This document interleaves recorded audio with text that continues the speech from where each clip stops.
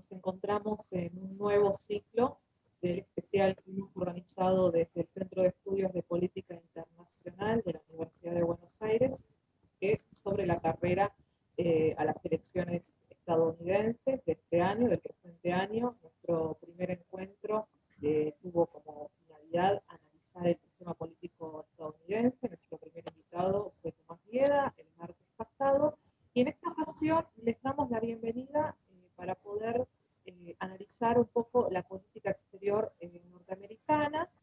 Vamos a contar con dos grandes invitados destacadísimos que los va a presentar mi compañera a continuación. Mi nombre es Mariana Polizzi, yo soy coordinadora del Observatorio de Política Internacional del CEPI. Le voy a dar en estos momentos la palabra a mi co-coordinadora, que es Agustina Alonso, también coordinadora del Observatorio de Política Internacional, quien va a presentar a los invitados de hoy. Mientras todo esto suceda, lo que vamos a hacer es mantenerlos muteados y apagar las cámaras para una mejor calidad de transmisión. Y mientras transcurre el episodio, les vamos a pedir que cualquier duda o consulta para los invitados de hoy la puedan canalizar a través del chat, que vamos a estar realizando una ronda de consultas una vez finalizadas las dos exposiciones. Así que bueno, Agus, te cedo la palabra. Gracias, Marian. Bueno, gracias a todos. Buenas tardes, sí, iba a decir buenas noches, pero buenas tardes. Hoy cambiamos de horario, estamos a las 19 horas, cambiamos nuestro horario de las 18. Estamos muy contentos desde el centro de tener estos dos invitados, es un lujo para nosotros. Voy a pasar a presentarlos. En primer lugar lo tenemos a Leandro Morgenfeld. Él es doctor en Historia por la Universidad de Buenos Aires, es investigador adjunto del CONICET, profesor de la Cátedra de Historia Argentina de la Facultad de Ciencias Sociales de la UBA y de la Cátedra de Historia Económica y Social Argentina de la Facultad de Ciencias Económicas de la UBA. Es co-coordinador del grupo de trabajo de Claxo de estudios sobre los Estados Unidos y además es autor del libro Bienvenido Mr. President, de Roosevelt a Trump, las visitas de presidentes estadounidenses a la Argentina. Por último, posee numerosas publicaciones respecto a la temática que nos convoca hoy, los cuales pueden ver en su sitio vecinosenconflicto.com. Por otra parte, tenemos también un lujo de invitado, lo tenemos a Ariel González Levashi. Él es doctor en Ciencia Política y Relaciones Internacionales por la Universidad de Koç en Estambul, secretario ejecutivo del Centro de Estudios Internacionales de la Pontificia Universidad Católica Argentina, de la UCA, director del programa ejecutivo de estudios sobre Estados Unidos también de la UCA, y es autor del libro Órdenes Regionales de Confrontación y Cooperación, gestionando la seguridad regional en la política mundial. Les agradecemos mucho su presencia a ambos y los dejamos con el primer expositor. Les recordamos que ambos van a exponer alrededor de 20 minutos, más o menos, y después pasaremos a la ronda de consultas por parte de los participantes y de quienes nos estén viendo. Le paso la palabra a Leandro, mucho gusto, y el tiempo es todo tuyo. Bueno, buenas tardes a todos y a todas. En primer lugar, quiero agradecer al Observatorio de Política Internacional y a Mariana y Agustina por la invitación, y en el nombre de ella a los demás integrantes del CEPI, también a Ariel González, con quien compartimos este panel o esta mesa o este conversatorio, ¿no? La idea va a ser un poco por ahí debatir. Bueno, como decía recién Agustina, sí, el tema de esta charla en particular es la política exterior estadounidense de cara al 3 de noviembre. Por lo que conversamos un poco, peloteamos antes con Ariel, sí, él va a hablar de la proyección de la política exterior de Estados Unidos en 4 regiones. Yo más bien me voy a concentrar en el que es uno de mis temas de investigación, que es el vínculo en particular con América Latina. Pero antes quería hacer algunas consideraciones generales. Primero, estamos a solo 3 semanas de las elecciones. Son unas elecciones muy particulares, muy singulares, en Estados Unidos, definidas por ambos candidatos como quizás las elecciones más importantes de la historia. Son elecciones que se están dando en un momento que Estados Unidos atraviesa una cuádruple crisis, es decir, la crisis sanitaria, 215.000 muertos tiene Estados Unidos, ¿sí? El gran debate que hay, además incrementado en los últimos 10 días a partir del positivo que dio Trump en en relación con la crisis y con la pandemia y con la pésima gestión de Estados Unidos. Como dijo hace 2 semanas en el primer debate presidencial Biden, Estados Unidos tiene 4% de la población mundial, pero 20% de los muertos, ¿no? Esto es un número grueso que muestra el muy mal manejo que se hizo de la cuestión sanitaria. Atraviesa una crisis económica, es decir, esta crisis sí profundizó, ¿sí? Digamos, la crisis económica a nivel global, pero en particular en Estados Unidos. Trump, digamos, hace 8 meses se encaminaba hacia una casi segura reelección, exhibía buenos números, ¿sí? Que son muy discutibles, pero buenos números macro de la economía, ¿sí? El desempleo era el más bajo en décadas, 3,5%, un desempleo que en el mes de abril saltó a una cifra estratosférica, 14,4%, es decir, valores solo comparables con la Gran Depresión de los años 30, y si bien bajó el desempleo en agosto a 8,4% y ahora 7,9%, ningún presidente logró en las últimas décadas con estos niveles de desocupación, ¿sí? La reelección. Por poner los números más gruesos, es decir, la caída del PBI, ¿sí? De este año en Estados Unidos va a ser varias veces la caída que tuvo Estados Unidos en el año 2009, ¿sí? En la última gran crisis, o sea, valores solo comparables con la crisis del 30. A esa crisis sanitaria y económica se le suma también la crisis social, desde el asesinato de George Floyd, ¿sí? El 25 de mayo, se suceden meses y meses de protestas. Vimos este domingo, ¿sí? En la final de la NBA, LeBron James, que es un ídolo en Estados Unidos, ¿sí? Y varios de los jugadores de ambos equipos en la final de la NBA con la leyenda Black Lives Matter. Ese movimiento que surge en 2013, 2014, pero que era un movimiento, digamos, muy, digamos, no masivo en Estados Unidos, tuvo un nivel de despliegue y tiene un nivel de despliegue sin comparación, creo, a las protestas de los años 60. Y a eso se le suma una crisis política, ¿no? Es decir, la forma de conducción del presidente Trump, ¿sí? Cómo logró la hegemonía dentro del Partido Republicano, pero a su vez, a partir de ese discurso tan virulento que hizo el 1 de junio pasado en los jardines de la Casa Blanca, ¿no? Cuando además dispersó con la Guardia Nacional la protesta que había para sacarse una foto enfrente de la Casa Blanca en una iglesia con la Biblia diciendo, retomando las palabras de Nixon, ¿sí? De los años 60, voy a ser el presidente de la ley y el orden. Este discurso divisivo, esta apelación a la utilización de las Fuerzas Armadas para la represión interior, provocó la escisión de figuras muy importantes del Partido Republicano, muy críticas con Trump, pero incluso algunos de ellos que llamaron abiertamente a votar por el candidato demócrata. No solamente Colin Powell, el ex secretario de Estado de Bush, sino también, por ejemplo, el ex gobernador de Iowa y varios otros referentes del Partido Republicano. Es decir, Estados Unidos llega a estas elecciones en el contexto de esta cuádruple crisis y con un final abierto, ¿sí? Es decir, en febrero decíamos casi todos frente a cómo estaba avanzando la dinámica de las internas demócratas, es decir, empezó muy fuerte Bernie Sanders, que generaba mucho entusiasmo, el establishment del partido se alinea con Joe Biden, un candidato que tiene 77 años y de que en caso de ganar va a llegar a la presidencia con 78 años, una cosa también absolutamente inusual. Hace 4 años llegó Trump a la Casa Blanca con 70 años y era el candidato más longevo en llegar a la Casa Blanca. Bueno, Biden llegaría con 78 años, con todas las dudas que hay en relación a su estado de salud, ¿sí? Bueno, se encalumnó el Partido Demócrata frente a esta candidatura de quien había sido 2 veces vicepresidente de Obama. Le ganó, yo decía en marzo, me parecía un muy mal candidato para enfrentar a Trump, porque podía ocurrir algo similar a lo que ocurrió en el año 2016, que la mayor parte de la población norteamericana repudia a Trump, y sin embargo, Hillary Clinton no logró traccionar esos votos, ¿sí? En julio parecía que Biden tenía la elección ganada, lo contrario, ¿no? Pero hoy tenemos un rápido rebote, o más o menos rápido rebote, esto es parte del debate económico, es decir, como dije, el desempleo bajó de 14,4 a 7,9, por poner una cifra.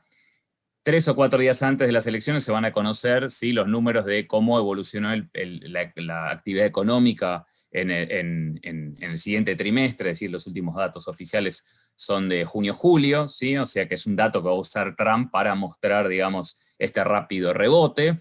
un Trump que parecía de nuevo contra las cuerdas después de haber dado hace 10 días positivo en COVID, pero que ayer ya volvió a los actos masivos de campaña, es decir, no se va a rendir, y hay que tener mucho cuidado con las encuestas, ¿no? De nuevo estamos viendo en el último fin de semana encuestas donde dicen, bueno, es una diferencia irremontable. Recién entraba al sitio de RCP, Real Clear Politics, uno de los 2 sitios para ver los promedios de encuestas diarias. Estados Unidos tiene decenas de encuestas, bueno, ese sitio y 538, 538 en inglés, ¿sí? Son 2 sitios que hacen análisis encuestológico. Recién entré hace 10 minutos y le da un promedio de 10 puntos arriba de Biden, ¿no? Uno dice, faltan 3 semanas para las elecciones, ya está resuelto. No. En los estados de batalla o en los swing states, los estados oscilantes, que son los que definen la elección, la diferencia de las encuestas le da a favor a Biden por 4,9%. Y ustedes me dicen, bueno, es un porcentaje muy alto, casi 5 puntos a 3 semanas de las elecciones, ya pasaron todos los cisnes negros de octubre, está resuelto. No. Compara Real Clear Politics, el promedio de encuestas en 2016, 3 semanas antes de las elecciones, exactamente en esta fecha, y Hillary Clinton le daba 5,1 arriba de Trump. Es decir, que la diferencia que tiene ahora a favor Trump es 0,2 si comparamos encuestas.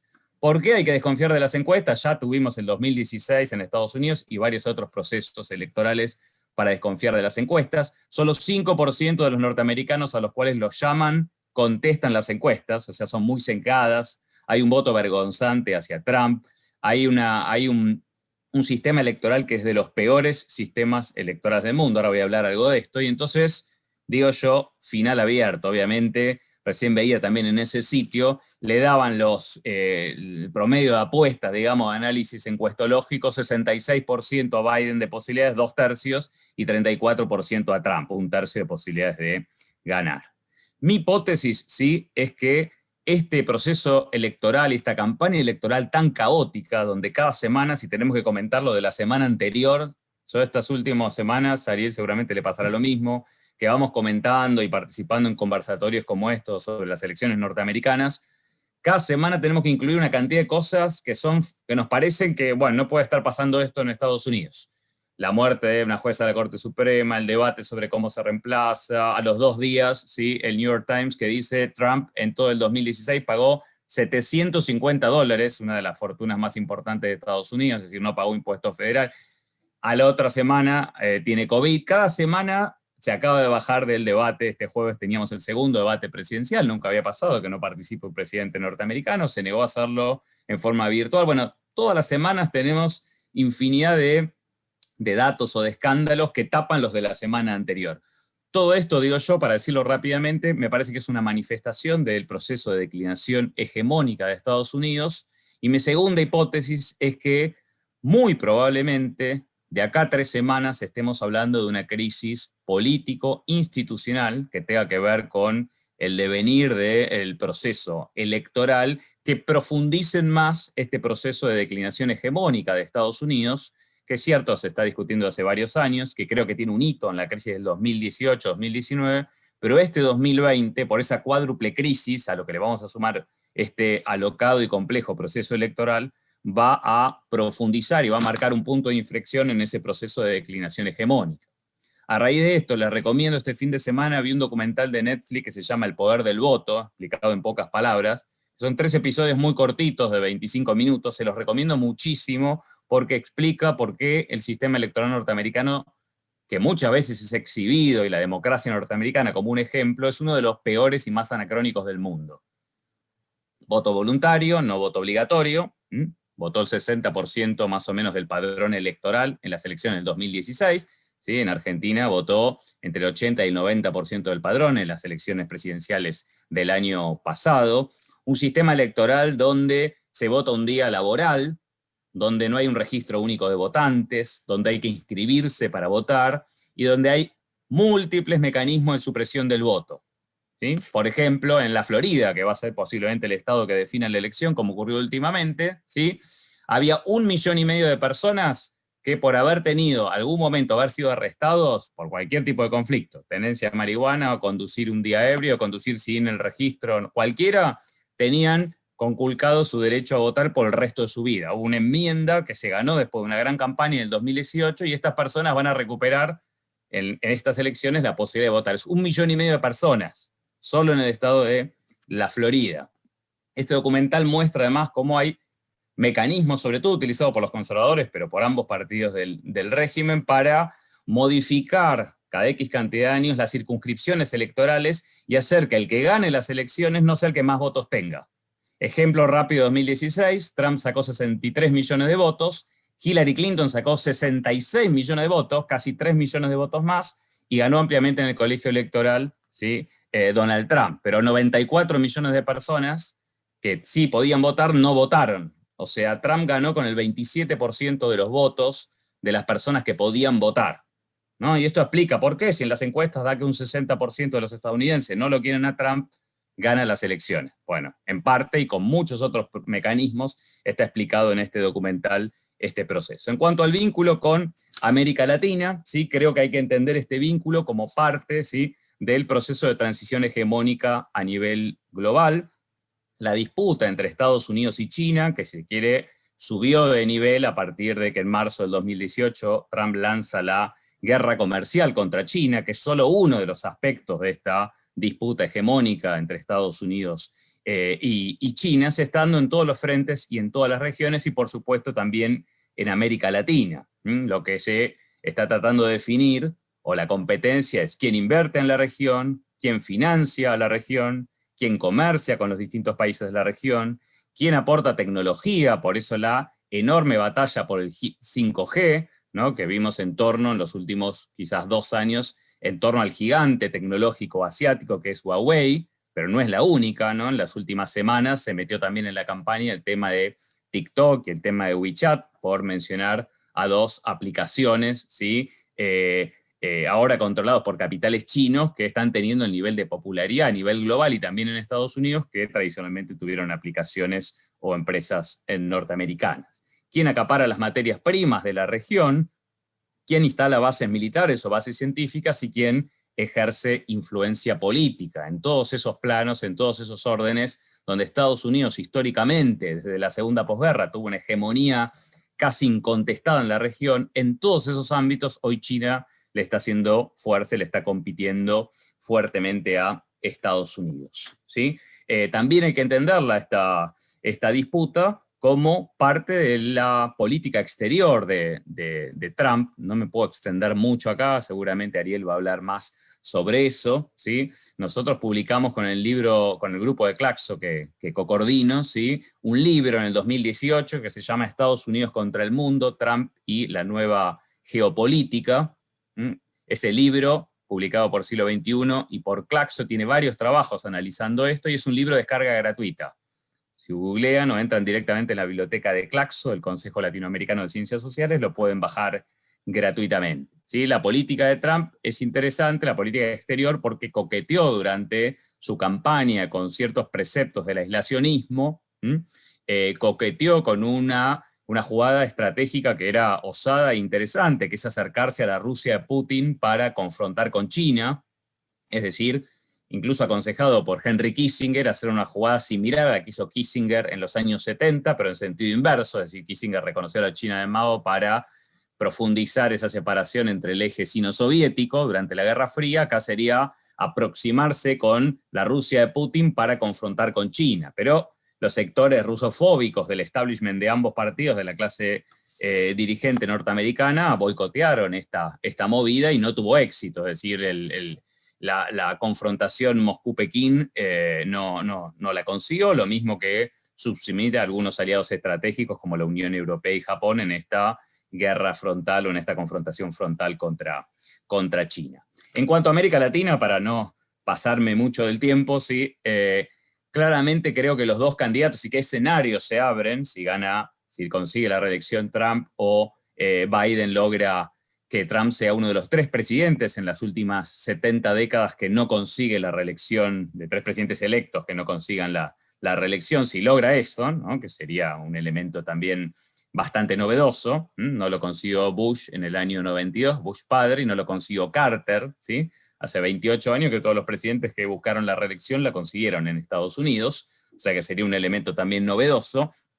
Creo que hay que plantear que Estados Unidos va a mantener sus objetivos estratégicos en América Latina, que son aquellos que ya planteó en 1823 en la doctrina Monroe, es decir, lo que ellos llaman el hemisferio occidental, América Latina y el Caribe, como el área de influencia exclusiva de Estados Unidos. Ellos no van a aceptar que potencias extrahemisféricas, en un momento fue Gran Bretaña, en otro momento fue la Unión Soviética, ahora China, si queremos Rusia y otros, pero fundamentalmente China, le disputen, digamos, su control de lo que ellos despectivamente llamaron y llaman el patio trasero norteamericano. Y la segunda es que es tratar de limitar todo lo posible cualquier proceso de integración regional. Es decir, que se concrete el viejo proyecto de Bolívar de construir esa patria grande, que los países de la región o bien se integren o bien logren coordinar mucho más su inserción internacional y su política exterior, como en parte se hizo a principios de este siglo con la UNASUR, la CELAC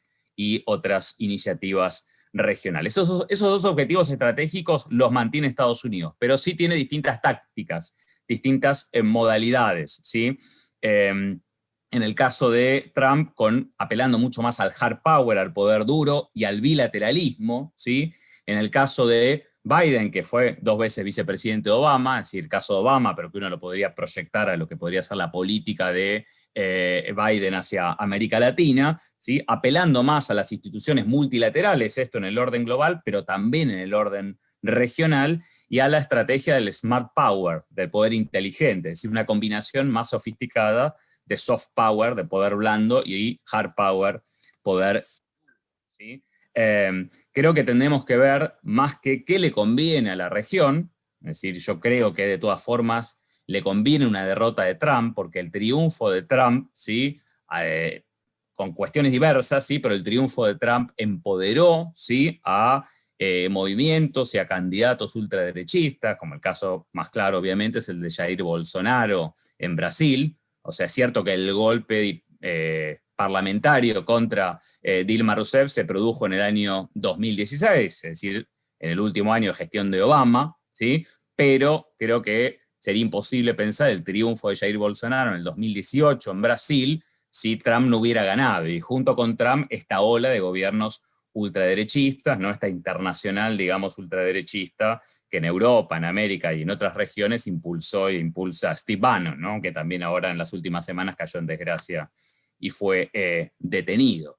Creo que la región tiene que mirar más hacia sí mismo, es decir, pensar cómo recuperar, ¿sí? Incluso en la diversidad ideológica y política de sus gobiernos, una estrategia de coordinación y cooperación política. En la UNASUR, por ejemplo, convivían gobiernos muy disímiles, ¿sí? Convivían los gobiernos bolivarianos, los gobiernos del Mercosur y el gobierno de Uribe de Colombia, es decir, más diversidad no podía haber, y sin embargo estaba, y hoy la región ni siquiera tiene una coordinación mínima, es decir, ni siquiera hace pocas semanas en la elección del presidente del BID, del Banco Interamericano de Desarrollo, logró posicionarse frente a Estados Unidos y ratificar aquello que era hasta ahora una tradición histórica, que el BID, el Banco Interamericano de Desarrollo, lo conduzca un latinoamericano.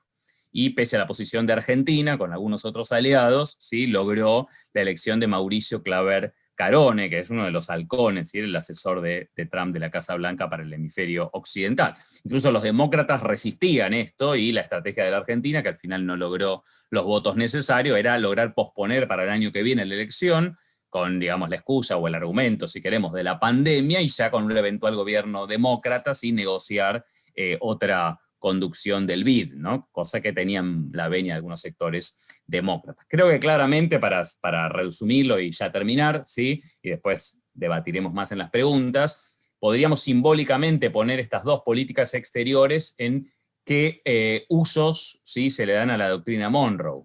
En el año 2013, John Kerry, que fue el último secretario de Estado de Barack Obama, después de Hillary Clinton, dijo en una reunión con los representantes diplomáticos de los países latinoamericanos ante la OEA que la doctrina Monroe era anacrónica, que había que empezar a hablar otro lenguaje. El propio Obama en el 2009 dijo que quiere una relación entre iguales con la región, ¿sí? Y el primer secretario de Estado de Trump, Rex Tillerson, el 1 de febrero del año 2018, cuando hizo su primera gira regional, reivindicó la doctrina Monroe y dijo: esto es lo que sigue guiando el vínculo entre Estados Unidos y la región. Me parece que simbólicamente eso es lo que expresa estas dos políticas exteriores. El año que viene, además, Estados Unidos vuelve a ser sede de la Cumbre de las Américas. La Cumbre de las Américas son las reuniones de todos los presidentes de la región, menos el de Cuba, impulsadas por Estados Unidos en los años 90. La primera fue en Miami en 1994, cuando el gobierno de Clinton sí quiso imponer la Iniciativa para las Américas, que fue el proyecto del ALCA, y que tuvo varias reuniones hasta la cuarta que se hizo en Mar del Plata, cuando fue el no al ALCA.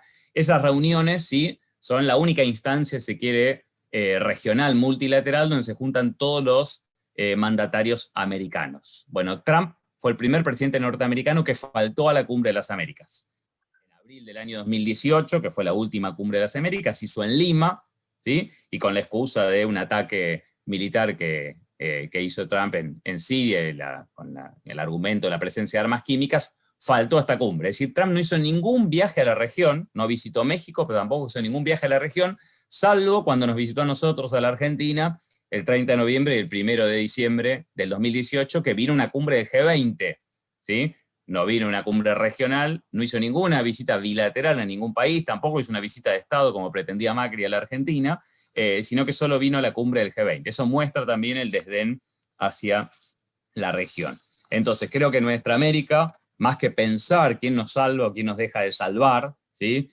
Según quien gane el próximo 3 de noviembre, ¿sí? Tiene que promover la necesaria convergencia regional en un contexto muy difícil, porque tenemos golpe de Estado, tenemos gobiernos muy hostiles a los procesos de cooperación y coordinación política a nivel regional. Creo que la estrategia del seguidismo con el gobierno anterior en la Argentina mostró un fracaso absoluto.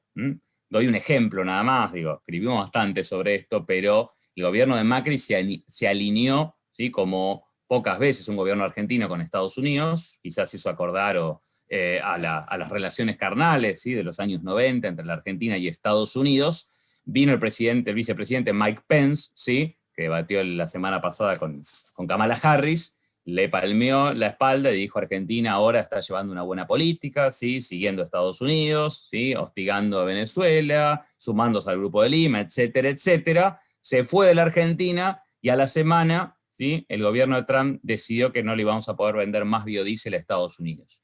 Y el biodiesel representaba ese año exportaciones por $1.500 millones de la Argentina a Estados Unidos. De $6.000 millones de dólares, de un plumazo nos volaron un cuarto de nuestras exportaciones a Estados Unidos, con un gobierno muy cercano desde el punto de vista político, ideológico, con el gobierno de Estados Unidos. Es decir, me parece que la única estratégica que en algún momento, podríamos extendernos más, tuvo resultados es coordinar las políticas y vincularse con Estados Unidos y con el resto de las potencias extrhemisféricas, ¿sí? En forma conjunta y no en forma aislada bilateral, que es lo que propone Trump, y como Estados Unidos tiene asimetrías enormes con cada uno de los países de la región, tiene una posición de fuerza donde salimos perdiendo. Creo que hay que aprovechar la crisis del unilateralismo, ¿sí? Y de la caída de la imagen de Estados Unidos. No tengo tiempo ahora, pero hay muchísimas encuestas de encuestadoras norteamericanas, desde Gallup hasta el Pew Global Research, el Pew Global Center, ¿no? Que acaban de publicar, donde a partir de la elección de Trump, ¿sí? Y a partir de su mala gestión de la pandemia y de la respuesta global a la crisis actual económica internacional, cae brutalmente la imagen de Estados Unidos, del gobierno de Estados Unidos. Hay que aprovechar esta oportunidad donde vamos hacia un mundo más multipolar, es decir, menos unipolar, para tener una estrategia de inserción internacional muchísimo menos subordinada, alineada, seguidista con Estados Unidos. Lo cual no implica, que es otro error que escuchamos o vemos mucho, una política de sumisión con China o ninguna otra potencia internacional. Es decir, aprovechar esta disputa, que es una oportunidad, no alcanza, por supuesto, pero es una oportunidad para tener una política exterior coordinada con la región y mucho más diversificada. Bueno, si quieren ampliar con esto, nada más tiro este chivo. Hay 3 artículos míos de estos últimos días, porque fue todo a vuelo de pájaro, que es un artículo publicado en El País Digital, otro en la revista Bordes de la Universidad Nacional de José C. Paz, y el último de esta semana en la revista Mestiza de la UNAG, donde analizo el proceso electoral, qué escenarios abren para América Latina y algunas de las cosas que solo mencioné a modo de título, que están ahí en vecinosenconflicto.com que mencionaba Agustina. Les agradezco por la paciencia y después, Ariel, quedo a disposición para las preguntas y para el debate. Muchas gracias. Bueno, muchas gracias. La verdad, tengo un montón de preguntas yo en lo personal en la cabeza, están llegando, de los demás también. Y Ariel, bueno, el tiempo es todo tuyo, te escuchamos, muy atentos. Bueno, muchas gracias Agustina, muchas gracias Mariana y al Observatorio de Política Internacional del CEPI por la invitación a esta charla. Es un placer compartir nuevamente un espacio con Luciana y también, obviamente, participar en esta charla conversatoria junto a Leandro, que es uno de los principales expertos sobre digamos, la relación entre Argentina y los Estados Unidos.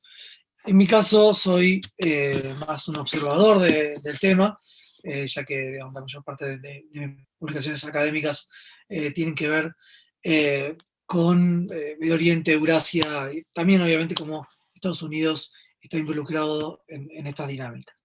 Pero la idea de mi exposición es plantear por lo menos una respuesta inicial a un interrogante que está en el último artículo que nombró Leandro, sobre si el 2020 será el principio del fin de la hegemonía estadounidense, y a partir de eso trazar una, podemos decir, evaluación, un balance de lo que ha sido la política exterior de Estados Unidos en la era Trump, y finalmente tratar de visualizar cuáles serían los potenciales cambios si Trump se es reelecto en las próximas elecciones del 3 de noviembre o si Biden llega al Salón Oval.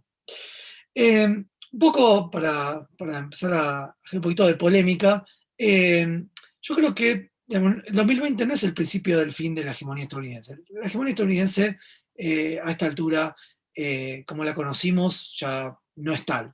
Es más, estamos atravesando un mundo que tiene una característica que es la multipolaridad. Los rusos diríamos que estamos en un mundo policéntrico, que tiene, digamos, una sede, un polo en Washington, otro en Moscú y otro en Beijing. Y como bien comentaba Leandro, luego de la crisis del 2008-2009 se ha visto mucho más claro que digamos, la presencia de los Estados Unidos a nivel global, digamos, ya no tiene ni la misma densidad, ni el mismo alcance que tenía, podemos decir, en el periodo inicial o posterior a lo que fue la invasión a Irak. Entonces tenemos dos actores que tienen mucho peso hoy en día, que están trazando de un modo explícito, en el caso ruso, su propia doctrina Monroe, lo que es el famoso Near Abroad, o zona del vecindario próximo, el caso de China, de un modo implícito, como así también foros de carácter informal y global, como el BRICS, el G20, que son expresivos de que digamos, ya no estamos en una época en la cual hay una potencia en un mundo unipolar. Entonces, obviamente, Estados Unidos tiene una cierta hegemonía, pero es una hegemonía que yo denominaría segmentada. Y segmentada tanto a lo que podemos entrecomillar lo que es el mundo occidental, la OTAN, la Unión Europea, el Five Eyes, Canadá, Nueva Zelanda, Australia, Japón, en las cuales todavía tiene una red lo suficientemente importante de aliados como para encarar esta nueva etapa, podemos decir como una especie de primus inter pares. Cosa que le cuesta bastante a Rusia, lo estamos viendo hoy en día con la crisis que hay en Kirguistán, con el conflicto de Nagorno-Karabaj, con la situación en Bielorrusia, lo cual algunos de sus principales aliados digamos, están en dificultades. Lo vemos también con China, en las cuales realmente es muy difícil que establezca lazos, vamos, de alianzas clásicas o tradicionales, sino que en este sentido son vinculaciones más ad hoc, basadas en una nueva narrativa en torno a la nueva ruta del Asia. Entonces, por un lado, Estados Unidos a nivel global tiene esta hegemonía segmentada. Y en segundo lugar, esta segmentación se aplica a América Latina. ¿Por qué? Porque la influencia y la incidencia que tiene la agenda de Estados Unidos tiene una relevancia que podríamos decir que desciende en términos de densidad y de intensidad del norte al sur. Lo que Russell y Kaya han hablado de la periferia turbulenta, la cual hay un primer anillo que incluye un rectángulo que podemos llamar México DF, La Habana, Bogotá y Caracas, en los cuales están los intereses primigenios, fundamentalmente en materia de seguridad, pero también en lo que es la agenda transnacional de los Estados Unidos, migraciones, lucha contra el narcotráfico, cuestiones relacionadas con el medio ambiente. Hay un segundo anillo que incluye a los países andinos, finalmente, la pacífica zona del Cono Sur, donde realmente esta intensidad es realmente bastante leve y tomar posiciones autonómicas realmente no tiene tanto impacto en la agenda de los países de la región, como lo vimos en la década del 2000, en la primera mitad del 2010, en relación a los países en los cuales Estados Unidos tiene prioridades.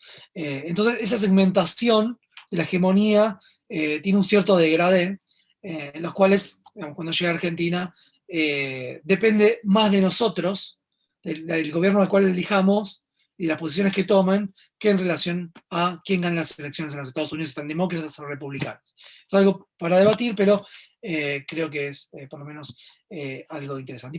Y en segundo lugar, un poco en línea con lo que planteaba Leandro, hay una cierta contestación, vamos a decir, antihegemónica por parte de China, pero en la agenda blanda, en cuestiones de infraestructura, en cuestiones económicas.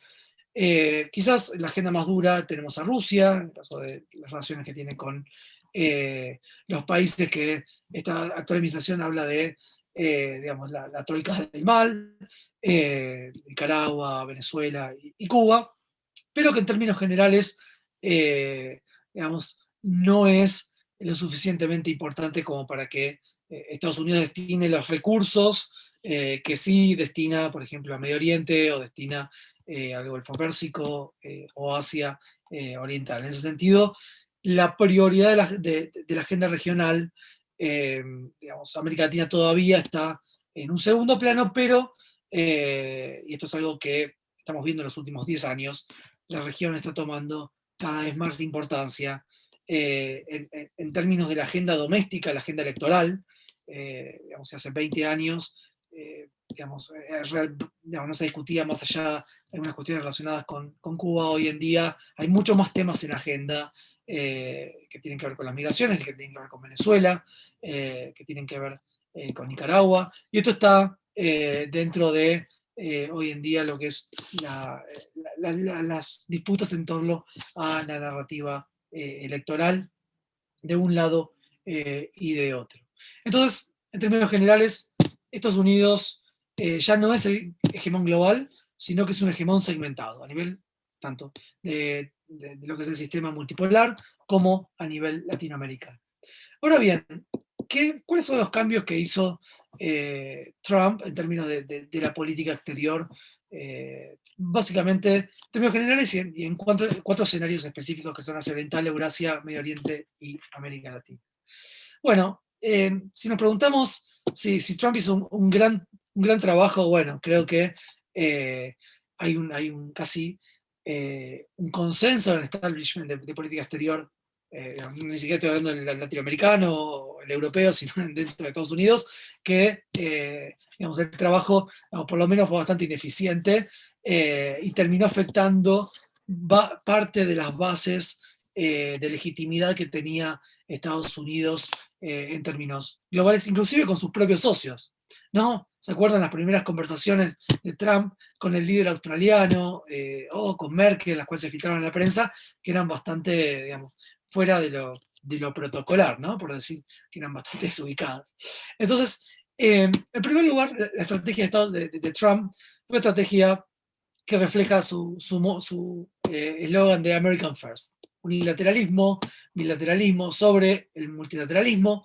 No podemos hablar de aislacionismo, porque la verdad que Estados Unidos se mantuvo activo, pero con esta peculiaridad, afinidad, digamos, prioridad a la afinidad política con líderes digamos, similares o con posturas parecidas a la de Trump, el caso de nuestro Trump de América del Sur, Bolsonaro, o el caso de el líder filipino, y también la utilización de relaciones ad hoc, ¿no? Digamos, no en base a alianzas construidas durante digamos, desde la Guerra Fría hasta la actualidad, sino digamos, conversaciones de modo pragmático que generan tensiones al interior tanto de su propio gobierno, su propia administración, como por parte de la coalición digamos, de los sectores republicanos. Y aquí tomo dos casos en particular. El primero es las relaciones entre Trump y Erdogan, y las relaciones entre Trump y Putin. Digamos, si uno ve la posición que tienen los principales líderes republicanos o mismos sectores de su mismo gabinete, digamos, bastante reacias a generar una agenda propositiva, y en definitiva, en el caso de estos dos líderes, Trump tuvo un logro que es evitar que la agenda negativa se siga sobrecargando, que haya más sanciones, que haya digamos, por una ruptura en el caso de Turquía en relación a su membresía con la OTAN. Pero bueno, en ese sentido, Trump priorizó relaciones personales por sobre relaciones con los socios históricos, a pesar que podemos decir que no rompió ninguno de esos lazos históricos, ¿no? O sea, tensiones sin ruptura. Y también este personalismo en la política marcó una sinuosidad en las relaciones y en la implementación de esta política exterior, la cual vemos que tuvo 2 secretarios de Estado, más 2 interinos, tuvo 4 asesores de seguridad nacional, uno de los cuales Bolton escribió unas memorias incendiarias, y además, por último, y esto es interesante, es que Trump, a pesar de ser de haber ganado por el Partido Republicano, no desarrolló una intervención militar de gran escala. A pesar del caso de Siria, que fue básicamente por lo menos en mi evaluación, para salvar su cara frente a las críticas que tenía dentro de su propia coalición, lo que ha sucedido es que Trump ha evitado colocar tropas en el terreno. Y es más, ha continuado esta política de Obama de evitar, digamos, de retraerse, especialmente en lo que es la zona de Siria e Irak. Entonces, es bastante, digamos, en algunos puntos es lineal la política de Trump, en otros hay, digamos, rupturas, y en otros tiene cuestiones de continuidad con, digamos, la época de Obama. Ahora bien, en los 4 escenarios que planteo, la estrategia de seguridad nacional es clara. Estados Unidos está frente a lo que es una competencia entre grandes potencias. Estas grandes potencias son Rusia y es China. Ahora bien, esta idea que comentaba Leandro, que está expresada en el libro, si no me acuerdo mal, uno de los capítulos está escrito por Gabriel Merino. Esta idea, digamos, si bien había conversaciones previas entre el equipo de Trump y el equipo de Putin, digamos, tuvo una cierta expresión en lo que fue Siria, la cual Estados Unidos se retiró casi en su totalidad y le permitió a Rusia tener mayor capacidad para, podemos decir, estabilizar el conflicto sirio, pero falló en cierta medida y esto se explica un poco cómo fue despedido el primer asesor de seguridad nacional, Flynn, falló en esta idea de armar una nueva triangulación este caso, para balancear a Beijing. Y no solamente por las resistencias internas dentro del Capitolio y de la Casa Blanca, sino también porque Rusia no le interesaba demasiado ese juego. ¿Por qué? Porque esta es una coyuntura histórica bien diferente a lo que sucedía en la Guerra Fría.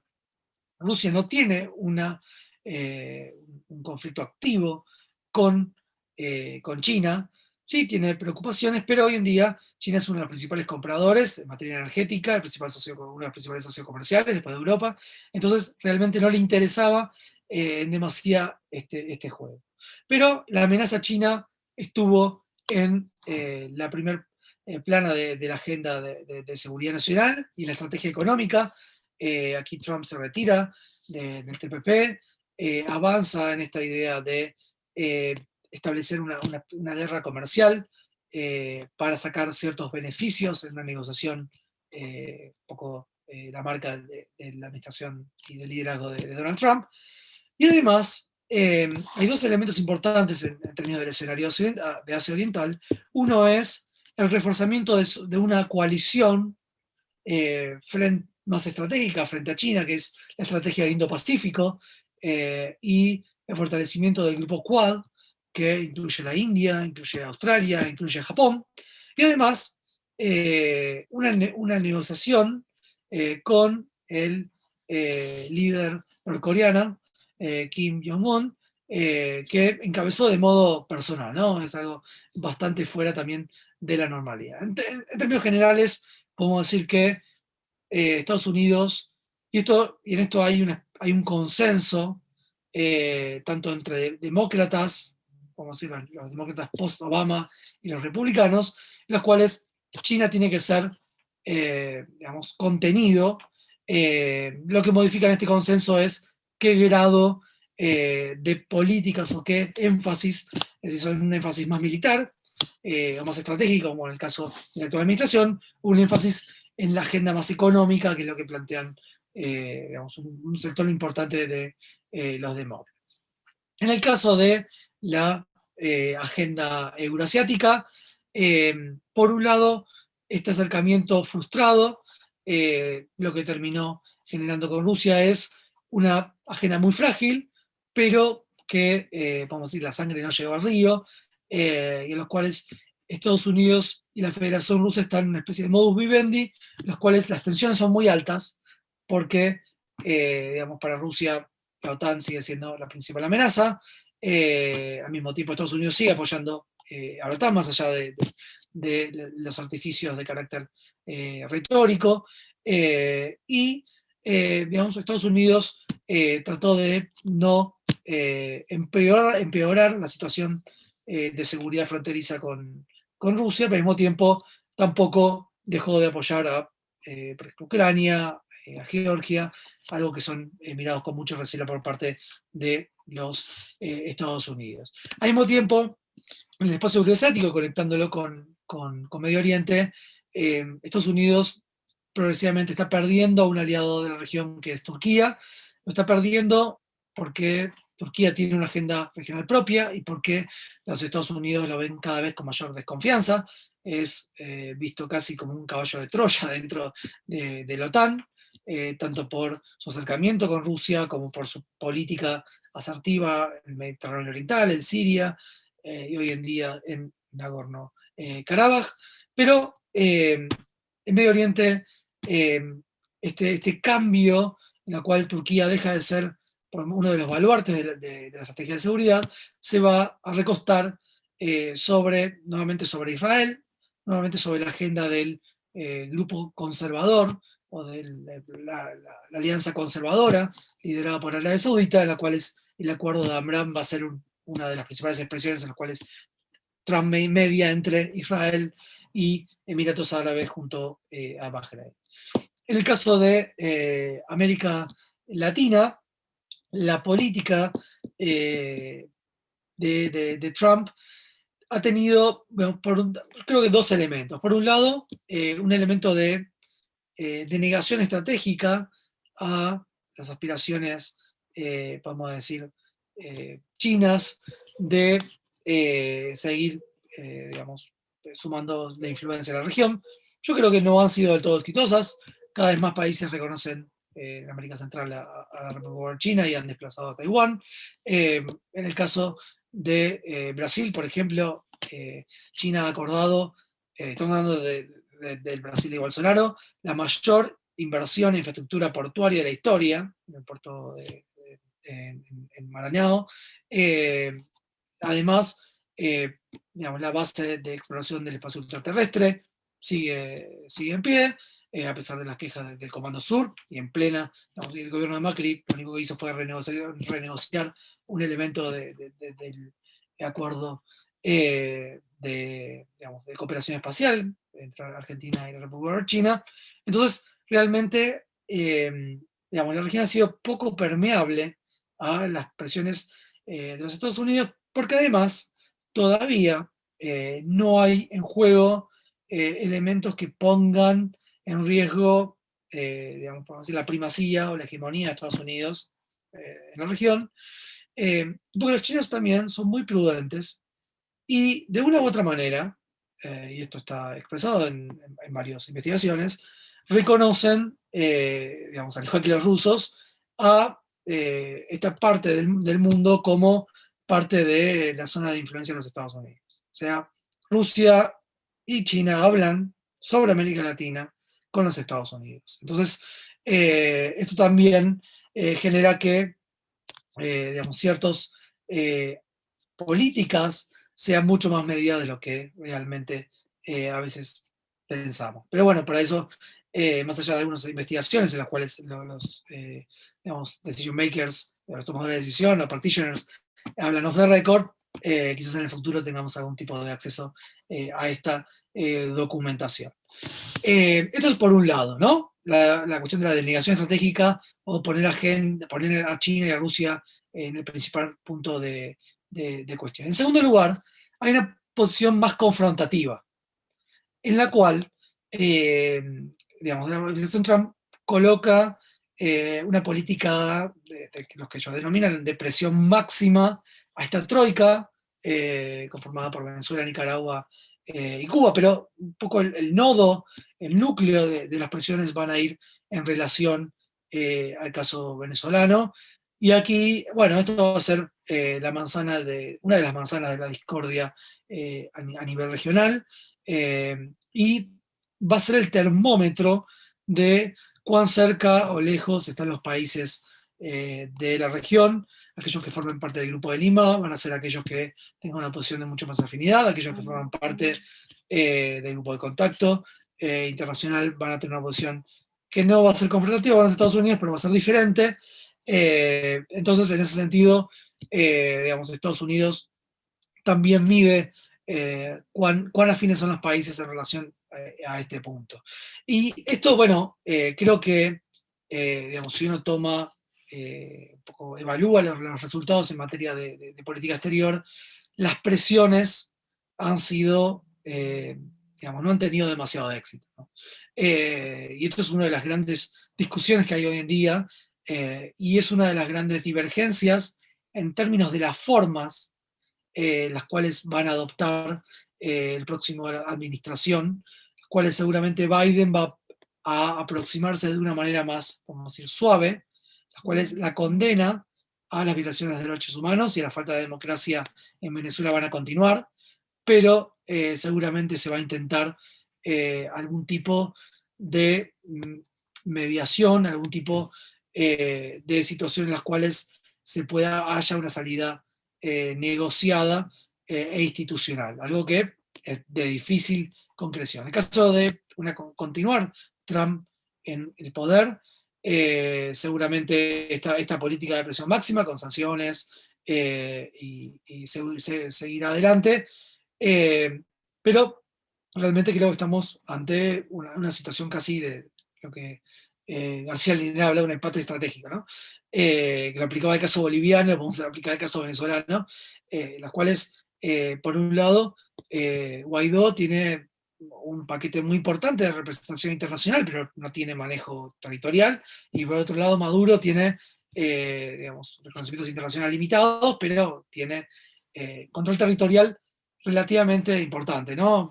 Venezuela hoy en día digamos, no es un Estado, una nación en el sentido tradicional. Hay sectores importantes de su territorio que no están bajo el poder expreso del Estado central, pero bueno, esto es otro tipo de discusión. En este sentido, digamos, la cuestión de la presión máxima es una de las cuestiones que hoy en día están en discusión en los principales think tanks y intelectuales de política exterior de los Estados Unidos. Y en tercer lugar, la política exterior en la región se sostiene sobre, podemos decir, los socios tradicionales, en el caso de Colombia, en el caso de México. AMLO no ha cambiado demasiado, digamos, a pesar de su filiación ideológica diferente, digamos, las relaciones con los Estados Unidos. En el caso de Bolsonaro, en el caso de Colombia, sigue teniendo una relación, podemos decir, prioritaria, y además tenemos que sumar el caso de Bolsonaro, que podemos decir que son parte del eje trampista, y hoy hay un claro desbalance favorable a los Estados Unidos en términos de las políticas regionales, que se expresó en la elección del BID. Por último, en el caso de la política exterior hacia América Latina, un poco mirando hacia el 3 de noviembre, una victoria de la administración Trump va a ser una excelente noticia, vamos, tanto para Bolsonaro como para los socios tradicionales de Estados Unidos en la región, Colombia, el caso inclusive de los países que tienen mayor afiliación en América Central, con la agenda, vamos a decir, más dura, de luchas contra las nuevas amenazas. Y en cambio, en caso que gane Biden, vamos a ver una nueva, podemos decir, repartija de cartas en las cuales seguramente América Latina estará en la agenda de un modo más, podemos decir, menos confrontativo, más constructivo. Creo que es la política del compromiso de Obama va a ser parte de la continuación. Biden visitó en múltiples oportunidades la región y por lo menos tiene la sensibilidad que quizás no va a tener Trump en un próximo gobierno. Además, dicho sea de paso, para la Argentina va a ser una mejor noticia. Digamos, no tanto porque Argentina sea prioridad en la agenda de política latinoamericana de Estados Unidos, sino porque por lo menos va a tener algún amigo en la Casa Blanca, que hoy no lo tiene, y es más, un segundo administración de Trump serían realmente muy buenas noticias, porque, bueno, creo que Argentina hoy en día se encuentra no dentro de los países aliados, dentro de los países amigos que pueden llegar a dejar de ser amigos, ¿no? Entonces, en cambio, una administración Biden, creo que esto puede llegar a suavizar, puede llegar a resetear las relaciones con la administración de la Casa Blanca, que bueno, hoy en día están en una situación complicada en medio de unas negociaciones con el FMI en las cuales el apoyo de los Estados Unidos, querramos o no, son fundamentales para tener un nuevo acuerdo. Bueno, espero que no nos haya mareado demasiado, pero bueno, es un poco algunas de las pinceladas sobre lo que viene en relación a la política exterior de Estados Unidos post-elecciones. Ariel, gracias, muchas gracias, interesantísimo. La verdad, estamos acá estoy ordenando un poco porque hay preguntas para los dos, hay preguntas para cada uno en específico, así que si quieren voy a arrancar con una para ambos, que dice lo siguiente: considerando la caída de la hegemonía de Estados Unidos, ¿consideran que vamos irremediablemente hacia una nueva bipolaridad, que ya estamos en una nueva bipolaridad? ¿Y qué opinan sobre las consideraciones que aseguran que estamos frente a un nuevo escenario de Guerra Fría? Es para ambos, así que el que quiera.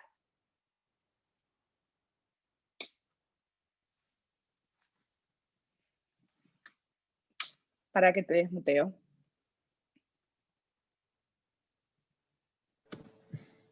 Marian, si podés desmutearlo, ahí está. Ahí está. Ahí la hago cortita también, porque es para los dos. A ver, la pregunta tiene tres partes. La Guerra Fría ¿no? Que es como un lugar común, ¿no? Plantear que estamos ante una nueva Guerra Fría, creo que es digamos, yo soy historiador, lo veo como historiador, ¿no? Es un anacronismo pensar la Guerra Fría, hace alusión a un momento muy particular, si queremos lo podemos ubicar entre el 45 y 47, cuando se lanza la doctrina Truman y la disolución de la Unión Soviética o caída del muro, 89-91, y es ese periodo histórico, ¿sí? Creo que lo decía Ariel en un momento hoy en la exposición, o sea, hoy ni China ni Rusia tienen un régimen económico-social como fue el socialismo, más allá de discutir los socialismos reales, alternativo al de Estados Unidos, es decir, tienen infinidad de características distintas a la Guerra Fría, ¿sí? Por eso usar ese término por ahí a veces tiene obviamente muchas cosas en las cuales uno podría poner que se repiten, pero confunde más de lo que aclaran, me parece a mí en un sentido, esto de ir al lugar común de una nueva Guerra Fría. Sí, estamos en un proceso de declinación relativa de Estados Unidos, que sigue siendo todavía la principal potencia hegemónica, ascenso de, como decía Ariel antes, no solo de un otro polo, hay muchos otros polos, ¿sí? Los BRICS, Rusia, que tiene un protagonismo internacional que no tenía hace algunos años, la India, ¿sí? Es decir, no es solo China, pero claramente China, con un ascenso fulgurante en los últimos años, es la gran, digamos, el gran contrincante. Así que sí vamos hacia un mundo más multipolar o con por lo menos dos fuertes polos, ¿no? Que es distinto totalmente al de la Guerra Fría, por eso usaría otro término, ¿sí? O sea, estamos en ese proceso de transición. Creo que el gran debate, y con esto cierro, es cómo se va a dar ese proceso de transición hegemónica. De nuevo, si miramos en la historia, los últimos grandes procesos de transición hegemónica se dieron con guerras interimperialistas, con guerras mundiales, con revoluciones, ¿sí? En la transición del siglo XVIII al siglo XIX, la guerra napoleónica, por poner un ejemplo, después los 100 años de hegemonía británica, y después las dos grandes guerras mundiales del siglo XX, después que termina de asentarse la hegemonía norteamericana. Es decir, estamos ante un proceso que se va a dar como esas formas clásicas, dicen algunos, ¿sí? Vamos necesariamente un choque entre Estados Unidos y China, que incluso puede tener su deriva militar, es decir, el presupuesto militar de Estados Unidos llega casi hoy al 40% de todo el presupuesto de todo el mundo, ¿sí? Estados Unidos sigue teniendo una fuerte primacía militar. En todos los otros órdenes está desafiado y muy desafiado por China, pero sigue teniendo esa primacía militar. De hecho, una de las cosas que hizo Trump es aumentar el músculo militar. En los 3 años y pico que lleva de gobierno, se incrementó muy fuertemente el presupuesto militar. Pero, también lo decía Ariel, no usó, ¿sí? ese músculo militar. Tiró una bomba en Afganistán, un ataque en Siria, mató este año en enero a Soleimani, es decir, un ataque, digamos, unilateral en Irak, al general clave de las fuerzas armadas iraníes, pero no inició ninguna guerra, ¿no? Bueno, músculo militar, pero todavía no lo usó.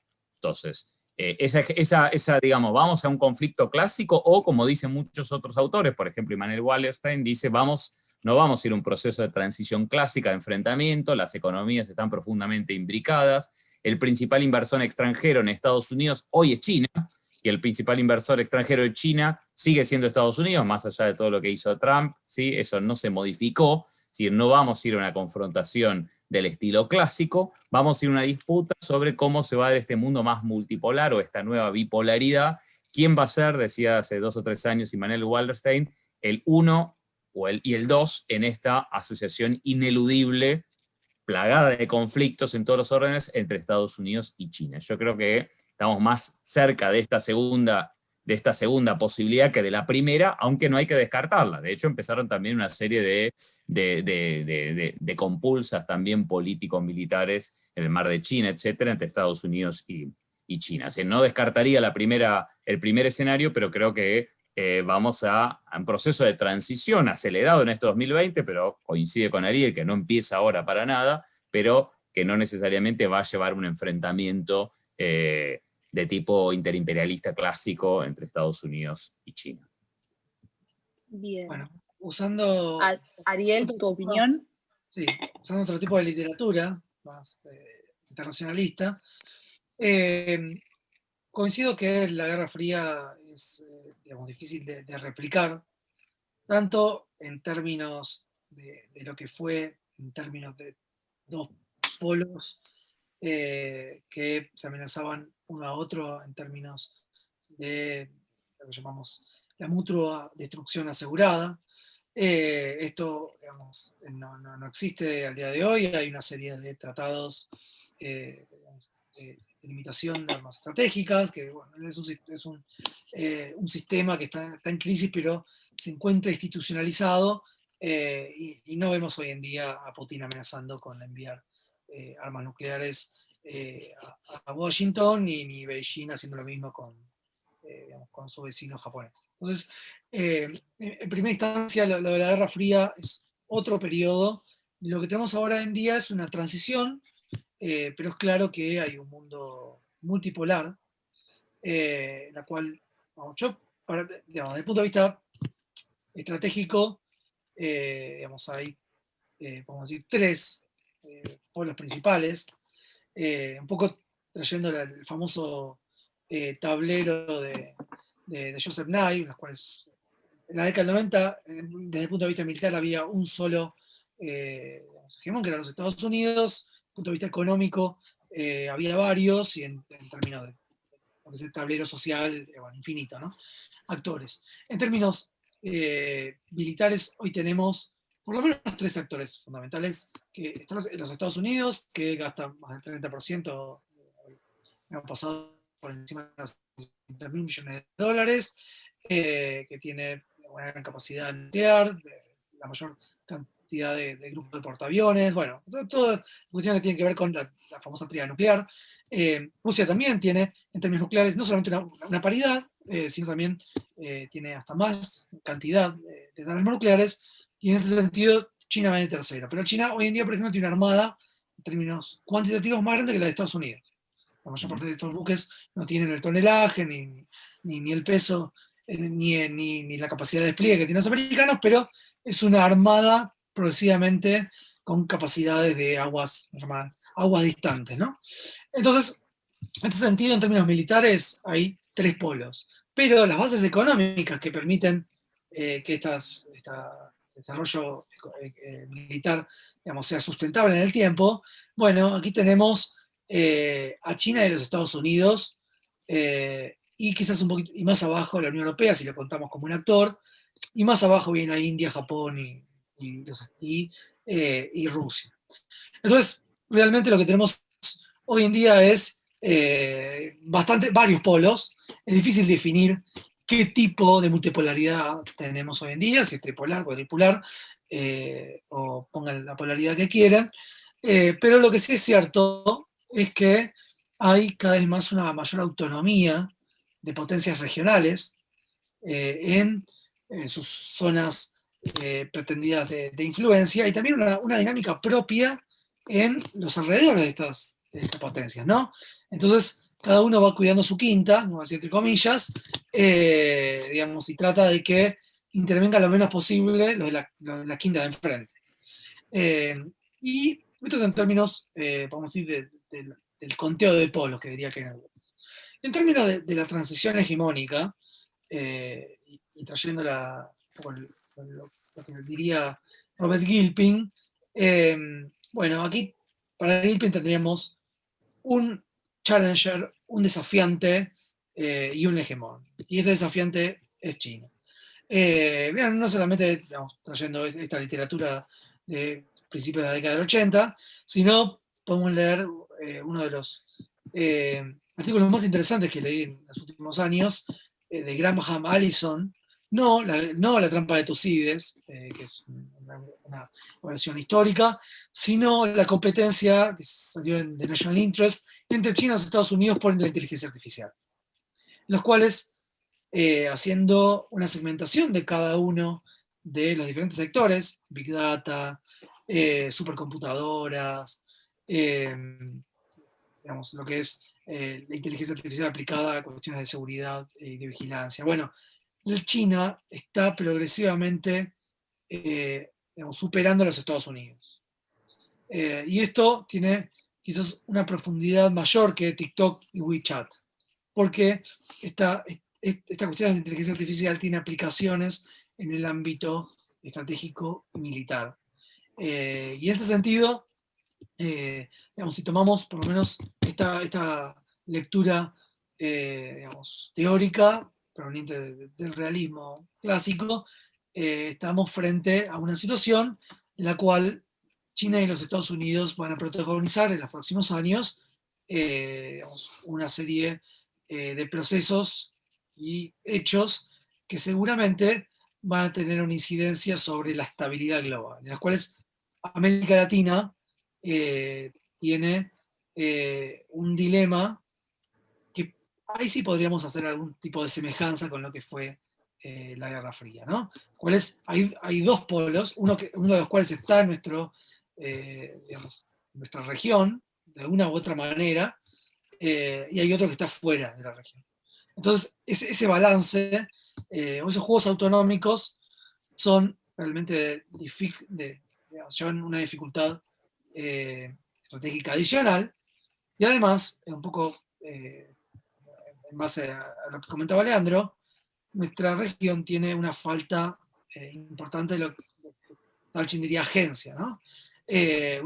Una falta de cohesión, de unidad, que hace que nuestro poder de negociación frente a uno u otro sea mucho más débil.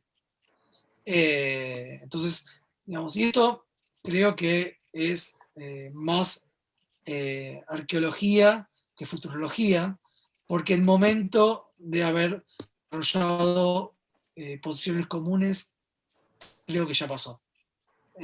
Y lo que tenemos hacia el futuro es una situación de muy difícil articulación, principalmente porque la gran locomotora de la integración, que fue Brasil, está mirando para otros horizontes. Y digamos, es difícil prever en el futuro cercano que Brasil retome un camino que mire hacia América del Sur y no hacia América del Norte.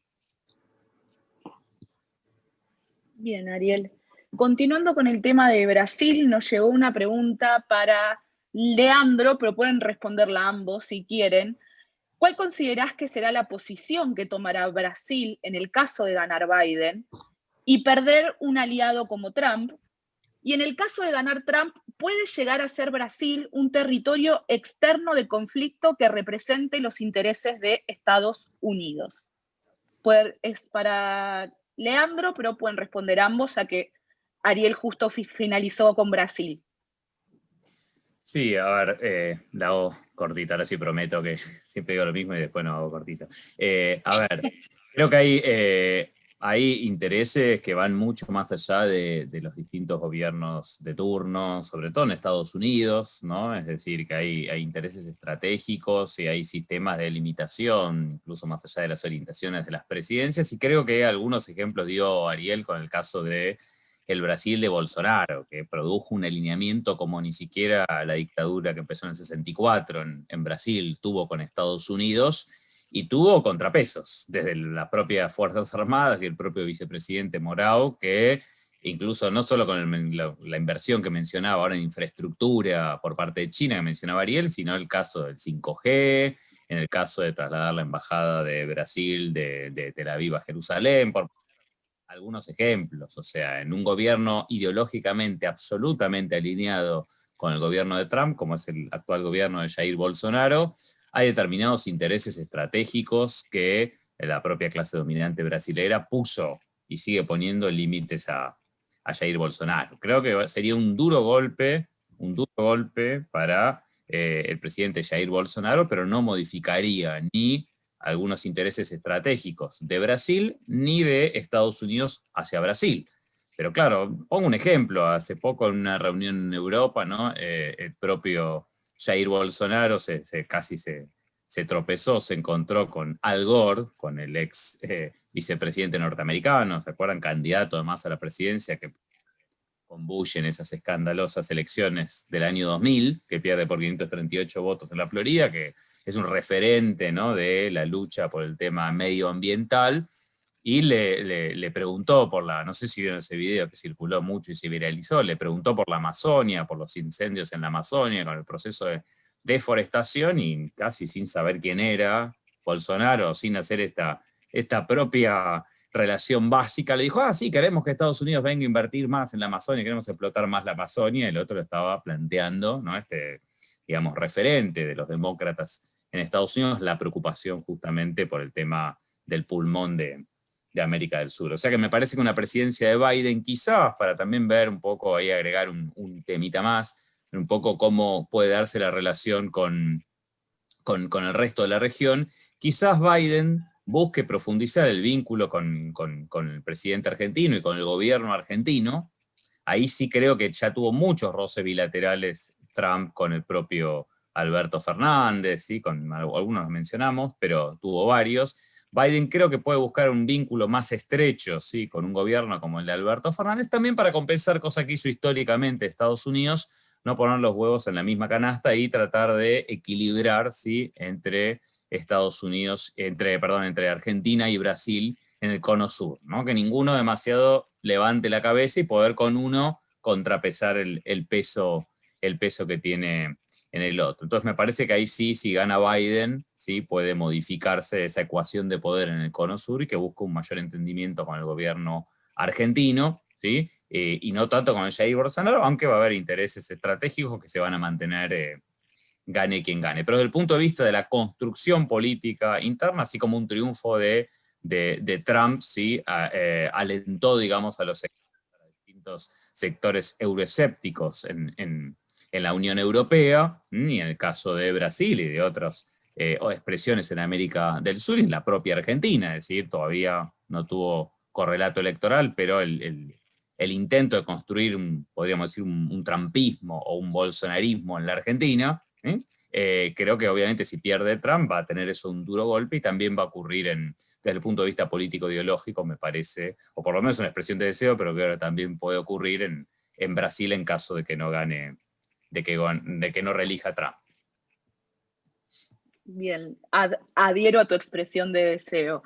Ariel, ¿querés agregar algo o pasamos a otra pregunta? Sí, me parece que lo que comenta Leandro es bastante acertado. De todas maneras, creo que digamos, la nueva administración Biden tampoco desaprovecharía un proamericanismo tan fuerte como que hay ahora, ¿no?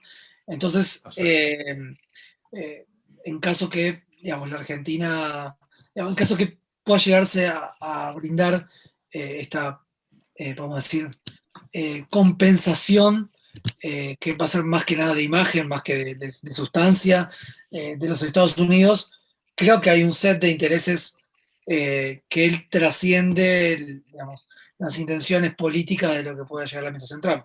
Creo que, digamos, es muy difícil que, por ejemplo, digamos, en Brasil alguien le haya prohibido acceso a el acuerdo de la base de Alcántara, cuáles van a desarrollar, digamos, de forma conjunta para lanzamientos espaciales, la cuestión del 5G, el tema de limitar la influencia china en cierto sentido. Creo que hay una agenda que, digamos, es muy difícil de que cambie, a menos que haya una modificación, un cambio político en Brasil, cosa que por ahora, digamos, no se ve tan cercano.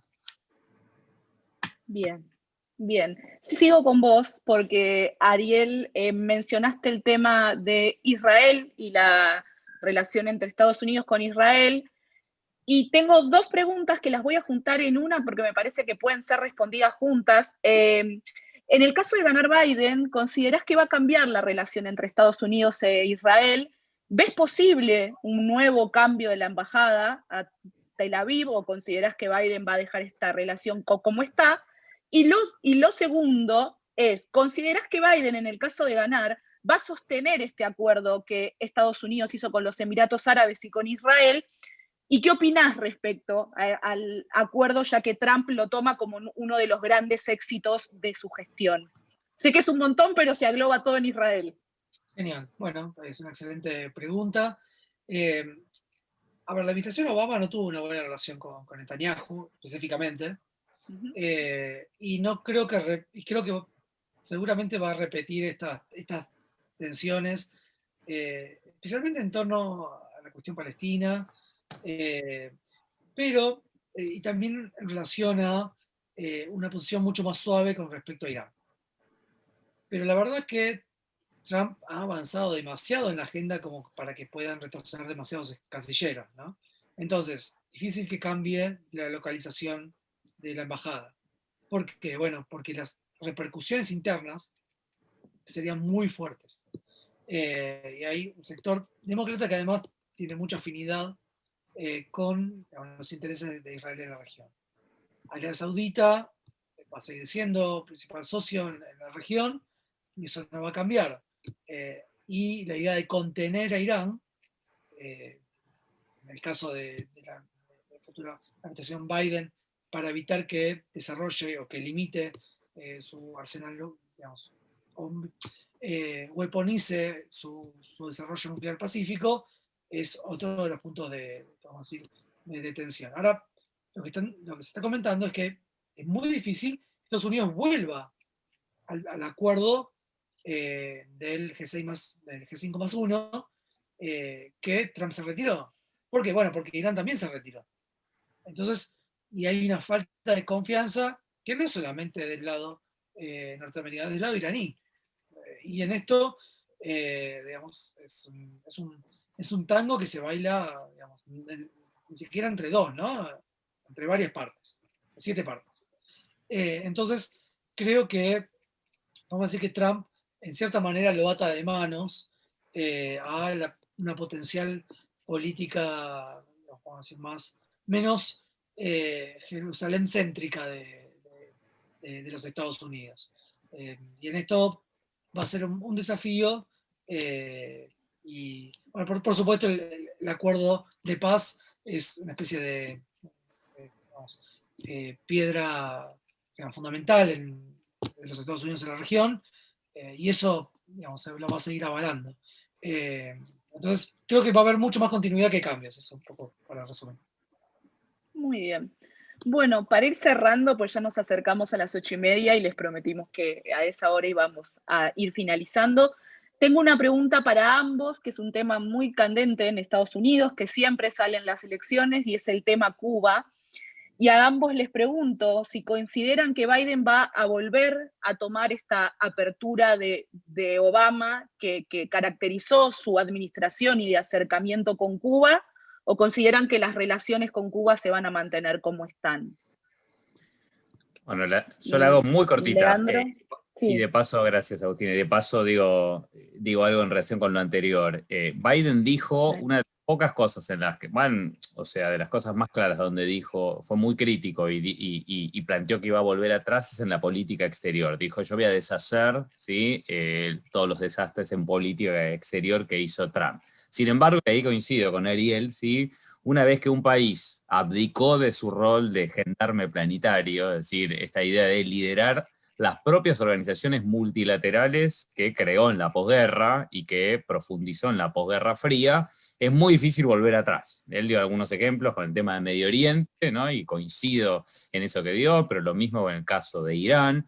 En algunas cosas simbólicas creo que sí, qué sé yo, volver a no sé cómo sería, pero cómo recuperás el Tratado Transpacífico de Cooperación Económica, las negociaciones tan complejas con el Tratado Atlántico, ahora en el medio del Brexit, además, todo es muy difícil, ¿sí? Creo que en algunas cosas simbólicas sí, quizás la vuelta al Acuerdo de París, ¿sí?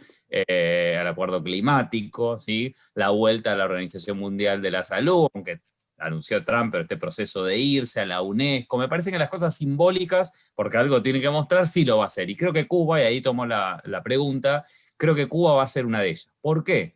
Porque había un fuerte consenso en el propio establishment, incluso el propio Trump, ¿no? Era uno de los que quería hacer sus hoteles y tener inversiones en Cuba, de que la política de hostigamiento que viene en los años 60 durante décadas fracasó, es decir, no pudieron voltear el gobierno de los Castro, bueno, ahora el gobierno ya no de los Castro, pero el gobierno revolucionario, y eso llevó a que España, Canadá, Brasil, China lideraran las inversiones en Cuba, que, bueno, Venezuela, por supuesto, que antes usualmente tuvo Estados Unidos. Entonces queremos invertir en la isla. O sea, todo ese proceso de distensión que tiene distintos capítulos con Cuba, que se negoció a partir del 2013, pero se concretó en el año 2015, 2016, me parece que es una de las cosas simbólicas donde sí, claramente Biden puede volver sin demasiado costo a la hoja de ruta anterior, que incluso tiene, digamos, un apoyo muy fuerte en la comunidad cubana en Estados Unidos, no en los sectores de lobistas, no en el caso de unos sectores con un fuerte poder de la comunidad cubana y venezolana en la Florida. Por eso esto tiene un correlato también muy fuerte electoral, pero creo que si Biden gana en el caso de Cuba, ¿sí?, a diferencia de Venezuela, que va a seguir, digamos, como el objetivo principal de la política, es decir, recuperar en términos de Estados Unidos, recuperar Venezuela, en el caso de Cuba creo que sí, es un caso donde puede volver sin demasiado costo a la política anterior, y esto también hay que decirlo, la retórica de Trump fue muy virulenta contra Cuba, reimpuso, digamos, sanciones económicas que en un momento particular están perjudicando claramente a Cuba, complicó los viajes de norteamericanos que se habían multiplicado en el año 2015 y 2016 a Cuba. Todo esto ocurrió, pero tampoco deshizo todo el proceso de distensión que se había dado con Cuba. De hecho, no rompió relaciones diplomáticas. O sea, de nuevo tomó Ariel, hay más continuidad que lo que se ve en una primera mirada en relación a Trump con la administración anterior, pero sí claramente creo que en esto para Cuba también sería una buena noticia porque retomaría sin demasiado costo interno, más bien con un apoyo interno, el proceso de distensión, no solo diplomática, sino también económica, que había instrumentado la administración Obama. Eso sí puede ser un elemento novedoso, o no tan novedoso, pero un elemento de cambio en el vínculo con América Latina. Bien, coincido al 100%. excelente. 100%. Entonces, hago una pregunta más cortita porque nos quedan, les pido disculpas a todos que nos preguntaron, nos queda voto latino, Al-Qaeda, ISIS, pandemia, BID, un montón de temas fuera. Pero por último me gustaría consultar acá una pregunta que me hizo mi cocoordinadora. ¿Cómo ven el acercamiento de Estados Unidos con India? Si lo ven como un desafío hacia China. Bueno, te voy a brevemente. India tiene su propia agenda regional y también global, las cuales las relaciones con los Estados Unidos tienen puntos, vamos a decir, de convergencia, pero también tienen puntos de fuerte divergencia, por ejemplo, la isla de García. Entonces, el uso de la isla de García en términos militares, y todo legado de colonizaciones. Entonces, sí, en la administración de Modi se ha visto un acercamiento que no es nuevo, que tiene varios años, por ejemplo, los últimos 10, 15 años, pero que al mismo tiempo, vamos a decir que el liderazgo indio lo que hace es incluir a los Estados Unidos como una canasta en la cual pueda depositar los huevos, ¿no?